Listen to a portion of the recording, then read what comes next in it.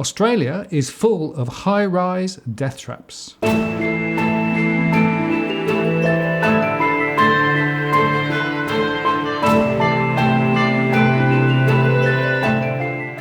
Martin North, John Adams, Edwin, Almeida, in the interest of the people. Hi guys. Hello, how you going? Very good. So we've got this emergency filming today based on the fact that on Friday night, yet another high-rise building in Sydney was evacuated. And the reason it was evacuated, because cracks were appearing once again. And of course, this isn't the first time. Opal Tower beforehand. And Edwin, you've been talking about this for some time. And unfortunately now the chickens are definitely coming home to roost. So this is a conversation about that, but also about the context. In other words, how we got to where we've got to and what needs to change going forward. So John, let's kick off, shall we? On Friday night, I was in front of the computer. I was sort of amazed when I saw on Twitter that Channel 7 had an emergency broadcast that they put out. 131 residents from what they call Mascot Towers was evacuated. So it wasn't just the appearance of cracks. Kind of like with Opal Tower, people heard cracking. It sort of caused panic. The police were called. Emergency service were brought to the scene. They basically said, "Everyone get out," and obviously they brought the engineers. So we obviously have Opal Tower. We have now this Mascot Towers, and obviously we saw Spencer Street in Melbourne about 6 months ago in terms of cladding. So we've got a whole host of problems in the building industry. And so, last year we had the Royal Commission into the banks. And one of the things I've been saying for the last 6 months, and obviously Edwin's been, on the front line on this issue, but as Edwin and others have educated me on the topic, what I'm most concerned about is public safety. So I think we need an immediate Royal Commission, and not just a state Royal Commission, because this is a national issue, because these construction issues are happening not just in New South Wales, but Victoria, and potentially on the West Coast as well. So we need a national Royal Commission into these high-rise towers. I think we need to have, the engineers brought in and just sort of check as to, what is the state of these buildings? Are the residents safe? Because I think the first and foremost priority has to be public safety. And I had several conversations with coalition MPs before the election, in terms of federal MPs, and I said, you guys are the government, you need to step in, you need to do something about this. And the only thing I heard back from coalition MPs was, building standards is a state issue, we're not going to get involved. Federal Labor wanted to constitute national construction standards if they were to be elected. That seems a little bit sensible to me, but it seems to me that there's some politics.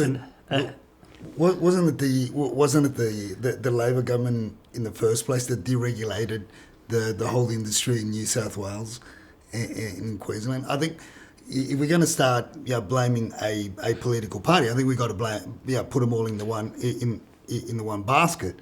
I'll talk a little bit more about that, but if you want to take it, sure. Take it outside. We can take it outside. No fighting, guys. Put the blocks, bottles away. No. But okay. So is multiple political parties to blame? 100%. But we need. No, it's a policy. Well, the policy issue is the problem, right? That's right. So basically, the whole certification process around the country got deregulated. That's correct. Right? And various parties at various points got involved in that process. But effectively, we've moved away from state and local authorities taking responsibility for the quality of construction to effectively a devolved process whereby you've got certifiers who basically just look at the pieces of paper that other people have produced and very little inspection of the real work done on the ground. Which is the major problem. Yeah. So we've got standards. The standards are there. They're etched in stone. Yep. And it's the supervision of those standards that has failed, from local government to federal to state and federal. Right. So what it means is that there is a set of processes now which basically says there are building standards which are pretty good generally, right, as you say. But the way that they're actually translated into reality means that you've got lots of different parts in the construction process all doing their own pieces, right? They all produce pieces of paper. Those pieces of paper then go to somebody else to certify them, who may or may not do anything other than just look at these the text on the piece of paper and sign it off, right? And the building at the end of the day is surrounded by all of these pieces of certification, right? But actually, a lot of the certifiers don't even have indemnity insurance. So, they can certify stuff and then basically disappear. But hang on, look, you guys are missing the point.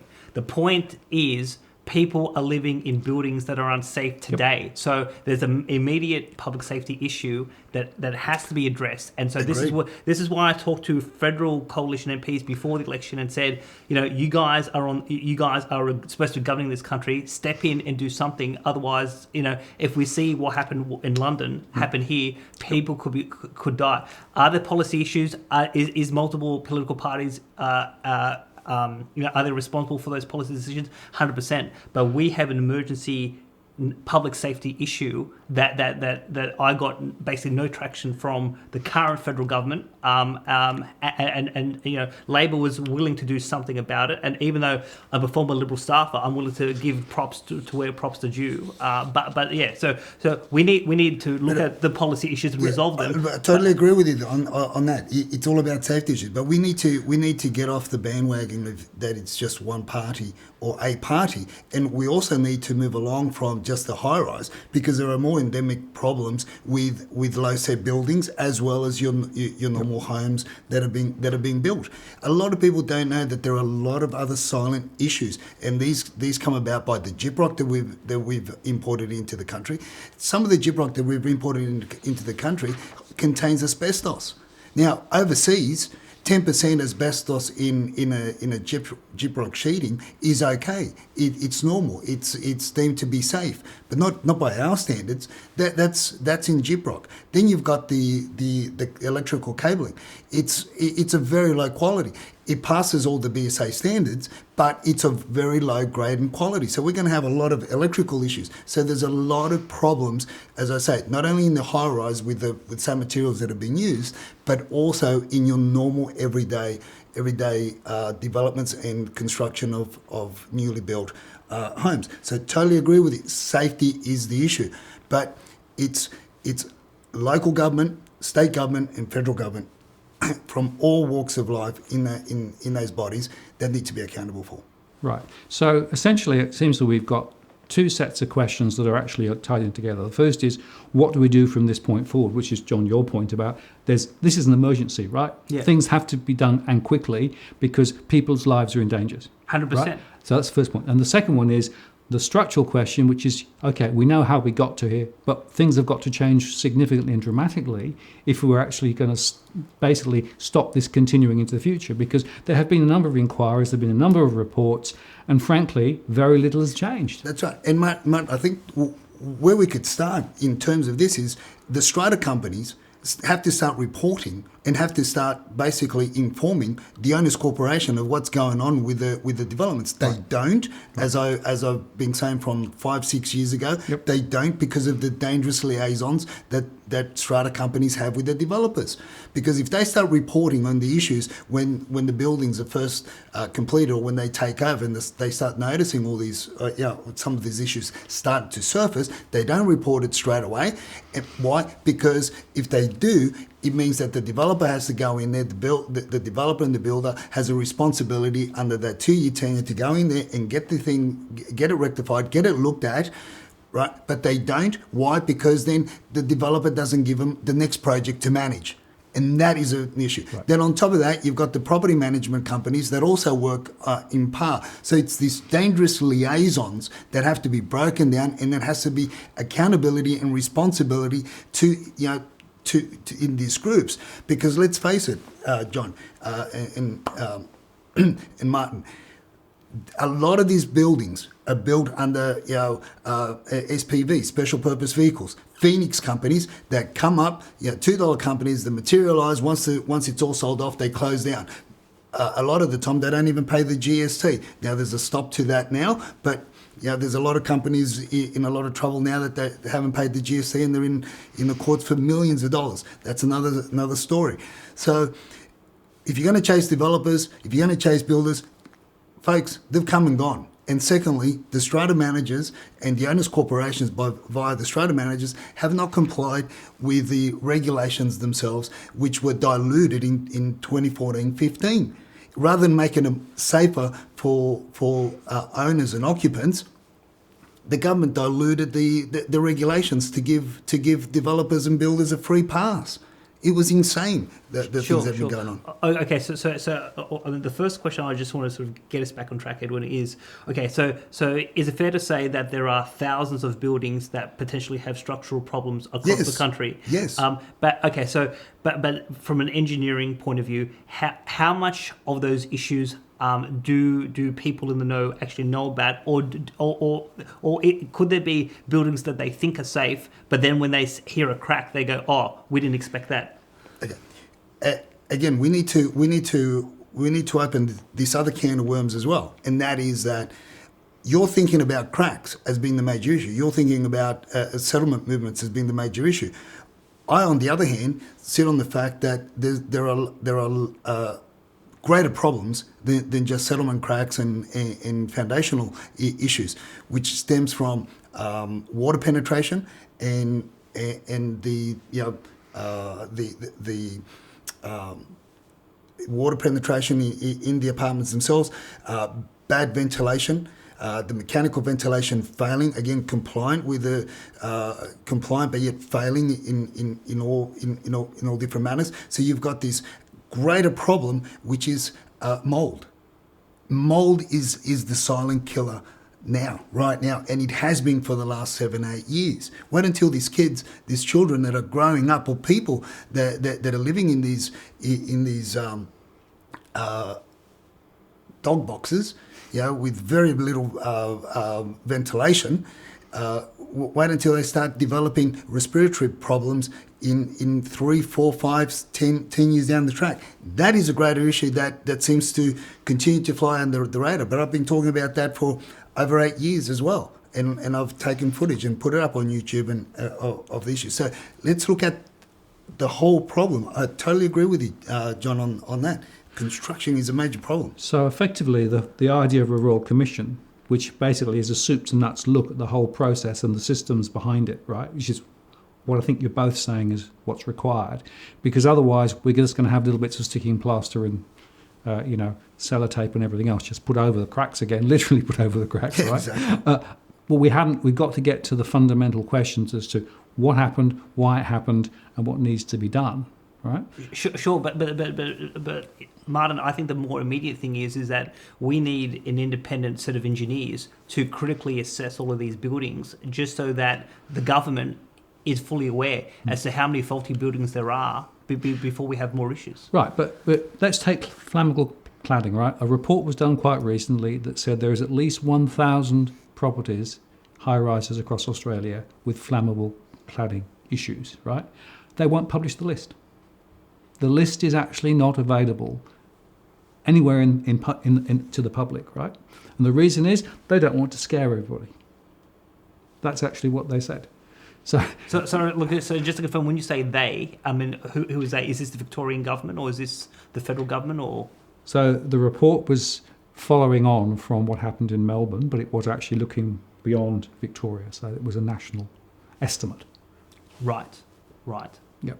And moving forward, they're also talking about the state government, our state government, said that they were going to adopt measures of auditing one in every 3 buildings or construction sites. Well, my question is, how often, and why only one in 3? What about the other 2/3? Exactly. Right? Yeah.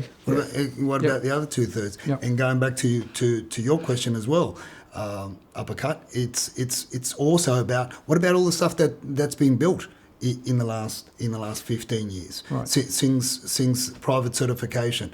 I think for me that's where it all started to fall to pieces. It all started to go pear-shaped, and that's when the doors opened up for corruption at all levels to just take over. And that coincided with the mass building boom that we had, right, with the mass rise in property prices, and developers making money hand over fist as well. So there was, but it was somewhat controlled back then, right, because we only got the 4, 5, 6 level apartment blocks. Yep. So, and if that kept to that, it wouldn't have been as bad. But then all of a sudden from that we went to 21, 30, 40, 50 levels, and not only digging 5 meters, 1.5 basements or 2 basements, we went down to digging 5 basements, 6 basements, even along Parramatta River. Insane stuff. Yep. And of course, you showed some video a few years ago of cracks in and around the Mascot area. Right? That's right. We might actually just play a bit of that because it's worth just saying this is not a new issue, right? Those cracks were there some time ago. And that is why I raised that problem, because the building where you see Jennifer Duke and myself there talking about that building, that's actually the building next door to Mascot Towers. Yeah. So I guess, yes, it's a huge problem, right? There's a lack of clear accountability between federal and state, and everyone is pointing at each other and saying it's not my problem, it's somebody else's problem. But if I'm somebody who's living, I bought a property, I'm living in a property, what do I do? Well, so I think there's two aspects. One is if you are living in a building, because you could be an owner or a renter, and the other one is whether you are an owner or in terms of whether you are whether you're a property investor. So I mean, on the previous point, I think what I'm hearing from both of you is that no one is willing to be the grown up in the room and say, there's public safety at risk. We're not hearing from the Premier, we're not hearing from the Prime Minister, we're not hearing from any public official to say, no, we need to actually step in and ensure that public safety is paramount. So, now I don't live in a high-rise building, but what's your view, Edwin? Do you think that if the system is not going to look after me and I'm living in one of these things with a spouse and kids and all of that, should renters or people living in them remove themselves because no one's willing to tell them what's really going on? Well, you're asking the question if I was living in an apartment with and I had a young child with me, of course I'm going to be thinking of safety first and foremost, not only for myself but more so for the extended family. But again, I say there are the silent killers, which is the mold and the toxic environment that they're living in because of the bad quality material and the fumes that are floating around in these developments because of the imported materials. Because we're not manufacturing anything here in Australia that gives us that great quality control that we did have. So we've got measures, we've got we've got quality control statutes, measures. We've got all sorts of ways that we used to build to a high standard. They're still in place, but now all the controls have gone out. Of course, I would be moving up, particularly if I was a tenant. Hey, there's a lot of properties available for rent at the moment, and I'd be looking for the lower set developments that were built perhaps over 15 years ago. At least they didn't have as much of the issues that you're gonna face in these high-rise developments. How do you rectify these high-rise developments? It's as Martin says, Control Alt Delete, bring it down and start all over again. But which politician? Okay, so I accept what you say, but from the political point of view, if you're saying you've got to knock down thousands of buildings across the country and rebuild them, I mean that's a huge call. Yeah, but the government isn't going to take government isn't going to take control of that. The government isn't going to take ownership of that. Look at the Mr. Fluffy fiasco down in Canberra. I mean, yeah, they'll only come in with a certain amount of money, perhaps, if they do. It is absolutely pandemic. It is something that is beyond anybody's control. And again, I say, let's not just focus on the high rise. Go further afield. Anything that's being built new with imported materials, you are going to have major issues.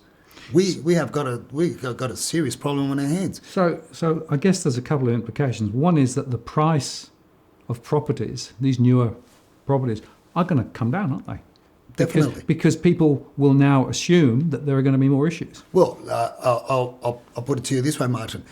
So I bought an apartment in Opal Towers for $1 million, or in Mascot Towers for $1 million. So if I was to offer you that same apartment that I paid in 2015 $1 million for, if I said to you, you can move in at 50% of what I pay for it, would you take it on? I wouldn't. That's right. The reasonable person won't. I'll give you $1. You give me $1. Well, that might be the only value of that property. And we know that there are a lot of people in Opal Tower who tried to sell at half the price that they actually. Or they got offered half the price, Yeah. which was higher than what I pegged it at. Yeah. Oh, no, but with Opal Tower, someone did actually come in and offer $1 for one of the apartments. Yeah, that was more of a I think that was you. No, it wasn't me. That was you under a different Twitter account. Yeah, I'm pretty sure it was. But the point is there that the value of many of these properties, right, has to be questioned. That's right. It's going to get. I believe it's going back to land value, Martin. Yep. Land value. And land value, if the local council allows you to build the same amount of lots in that particular land envelope. Right. And of course, we've also got the other issue that there's still more property being built now. So there's another 100,000 units across the country coming on stream over the next 12 months, right? So construction is still happening. And the standards of those and the quality of the materials being used are still off, right? So we haven't actually fixed anything yet, right? We're still continuing to produce shoddy materials, shoddy buildings that will actually have precisely the same issues down the track. That's right. And we've got, not to mention the ones that are already vacant as well, Yep. so it's going to be added onto the mix. Yep. So sooner than later, all these investors from overseas are going to get wind of all these stories and they're going to say, I'm out of here. Right. You know, I'll take 50%. I'll take 50 cents on the dollar rather than losing the whole lot. So if I was thinking of buying somewhere new now, right, Edwin, what are the questions that I should be asking as a prospective purchaser? If you were thinking of buying something new, well, I'd be looking at, looking at what the developer and builder has built in the past. I would be investing in getting strata reports for those particular apartments that were previously built by the developer or the investor, and that's a lot of the research that we do. I'll be checking the LEP, the local environment plans, and I want to find out historically what was on those sites. Most of these sites were either industrial or whether wastelands, or council car parks that the council sold off to their mates. But one or the three. I'd be looking at what was on that previously to determine what type of contamination was on that land as well. Yeah. So there's a lot of extra investigations that people should think about doing before they commit. That's what you're saying. Right? Anyway. Yep. Anyway, Martin, that goes across the board. Okay. High rise, medium density to low density to your freestanding homes. Right. You engage your pest and builder, to do your pest and building report. You engage professionals to do the like, but it goes beyond that, and it goes beyond the strata reports as well that are given to lawyers. I mean, can you imagine lawyers actually going through reading 300 pages of strata? I doubt whether they only read the summary at the end or they just read the financials. Yep. Because to get a lawyer to read 250, 300 pages, it costs you a fortune. Right. And like I said earlier on, I know that a number of the certifiers don't have private indemnity coverage. They don't have the indemnity coverage. So in other words, if they're subsequently found to have actually, not quite done their job right, then there's no comeback. That's right. We'll sue somebody that's got no money. Yeah. That's what it comes down to. Yep. Sue a developer or make a developer or a builder responsible when it's a Phoenix company or a special purpose vehicle company that was raised in order for each individual development. You raise it, and close it, and you move on. So effectively that means that there's a very poor chance of getting resolution and effectively getting a reimbursement for some of those costs that people are going to be incurring. That's right. Yeah. So John, let me come to you, because I'm interested in the political dimension here Sure. too. You earlier on said no politician is going to touch this. right? Well, yeah. So from the conversations I've had, and it's been some months since I spoke to a few federal parliamentarians about this. The coalition, for ideological reasons, says, well, this is a state issue. We're not going to get involved. Obviously, we have state governments that are basically don't want to do anything about this because of the potential liability. It's a huge political mess. But the thing is, we have people at risk. We have a whole bunch of buildings being built at the moment in the next 12 months, which are going to be shoddy. So if the system won't look after the public interest, I mean, in terms of a resolution, I think one of the things that our viewers, if they are motivated enough to do, is write to the PM, write to your local federal member, write to the state premier of your state or the relevant minister, and just saying, for heaven's sake, someone be an adult and do something about this, because we're supposed to be a first world country. We're not supposed to have buildings that crack and potentially collapse. 100 years ago, Western nations like Australia and the UK had pride around, building massive structural feats like the Sydney Harbour Bridge, etc. This shouldn't happen in Australia, and it's a disgrace that it is happening.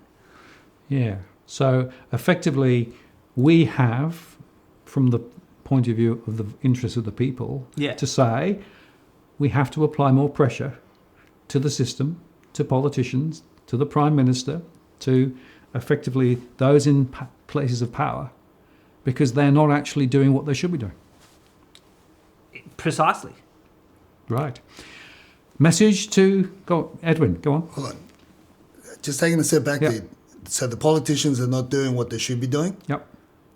Well, on the other side of the coin, maybe they are doing what they're doing, that's taking money from the people and not using it effectively. Right. So, Edwin, there's one thing buzzing around in the back of my head, which is, so, given how we know this has all played out, who's been benefiting over the last 15 years or so through this whole process? Looking at the process of say from a development application to completion and to the sale, I guess what I can say in a nutshell is all levels of government have benefited, right, and those associated with all levels of government from both sides of the equation. From a local government point of view, look at it this way, Martin. We went from what the council contributions per lot. So if you divided one household into two, you paid council contributions on two to erect the two new dwellings. Right. Then we went to 25, 35, 45 lots. So that's what I meant a term by lots. So the local council, some local councils went from $4,000 in terms of per lot for council contributions to charging upwards of $12,000, $15,000, $16,000 per lot. Then you've got your council rates and water rates. So there's one lot, and now you've got 150 lots. So that's at a local government level.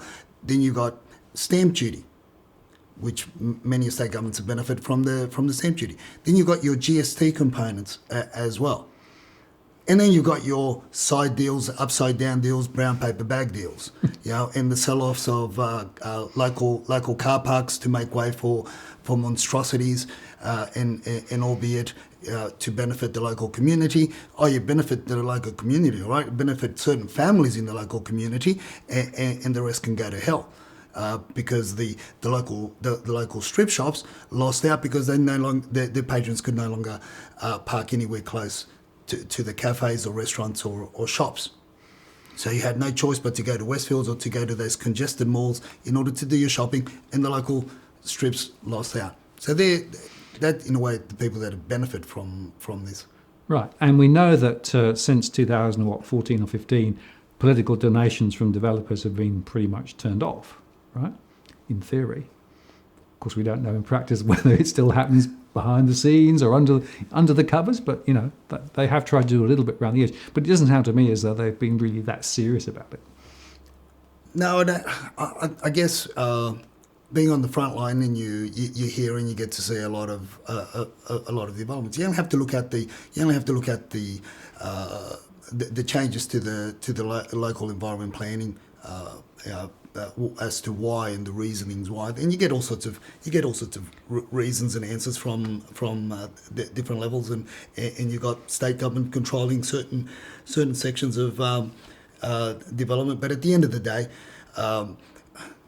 again, another side story, another side point that I've been banting on about for many years is knowing the simple fact that from China, a Chinese national could only take out $50,000 in their lifetime out of China, but yet we've got Chinese investors fronting up with hundreds of thousands of dollars to buy property.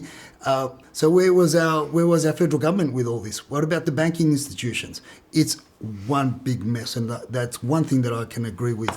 With Uppercut on, it's a mess. I don't know how it's going to be fixed. It is one huge can of worms. And I was going to say, one point that Edwin hasn't made that I've noticed, particularly in some of the Sydney councils, is developers will run for local council. Massive conflicts of interest. So I mean, you've got the people who are supposed to comply with the law at the local council level getting involved and actually approving certain developments where, if you had proper planning controls and decisions, those buildings should not, they should not be built at all. Sure, we certainly know there are lots of examples of poachers and gamekeepers. Yeah. This has to be fixed, but it has to be fixed systemically and structurally. You can't just fix the odd little pieces around the edge here. This is much more serious than that, right? Which is why your point earlier on, John, about maybe a Royal Commission is a way to go. But of course, a Royal Commission is going to take a long, long time. And in the meantime, we have people in danger. Yes, but in terms of what Edwin said earlier, if there are thousands of buildings that need to be demolished, I mean, it will take years to resolve. But we've got to start from somewhere, and public safety has to be the most paramount concern. Yeah, no, I agree. Public safety is where this has to start. I guess that's the message for today, isn't it? Absolutely. Yeah. John, Edwin, thank you very much. Thank you. Thank you, Martin. So there you have it. I think this is a really important discussion, and take our suggestions seriously. If you believe that this is an important issue, write to those in power and demand action. Martin North, John Adams, Edwin Almeida. In the interest of the people, we'll see you next time.